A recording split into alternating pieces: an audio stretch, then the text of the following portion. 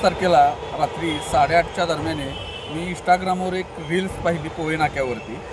तर त्या रील्समध्ये मला असं जाणवून आलं की हिंदूंच्या देवांचे विटंबना होईल असा एका लेडीजनं व्हिडिओ शेअर केला होता.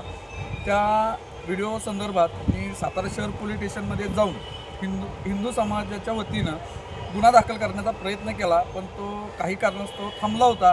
पण आपले सातारा जिल्ह्याचे SP माननीय पिंगळे साहेब यांच्या निदर्शनास आल्यानंतर त्यांनी रात्री 11:30 वाजता तो गुन्हा दाखल करून घेतला.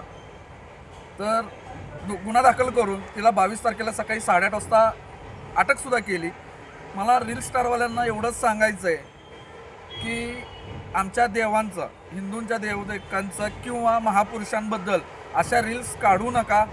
आणि असं जर इथून पुढं काही घडलं तर त्याला पोलीस प्रशासन किंवा कुणीही जबाबदार राहणार नाही. त्याला जशाच तसं घरात घुसून उत्तर दिलं जाईल एवढीच माझी अपेक्षा आहे. आणि इथून पुढं असं काही करू नका. रील स्टारवाल्यांना शिवाजी महाराजांचे पुतळे असतील किंवा आंबेडकरांचे पुतळे असतील, लोकशाहीर अण्णाभाऊ साठेंचं असेल, अशा महापुरुषांच्या प्रतिमेच्या तिथं जाऊन तुम्ही जे नंगानाच करताय तो कुठंतरी थांबवा आणि समाजामध्ये चांगल्या सद्भावनेनं तुम्ही जे काय कराल तेवढं करण्याचा प्रयत्न करा.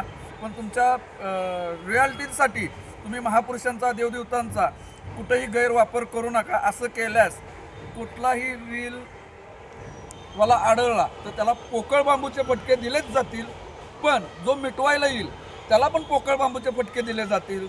जय महाराष्ट्र, जय श्रीराम.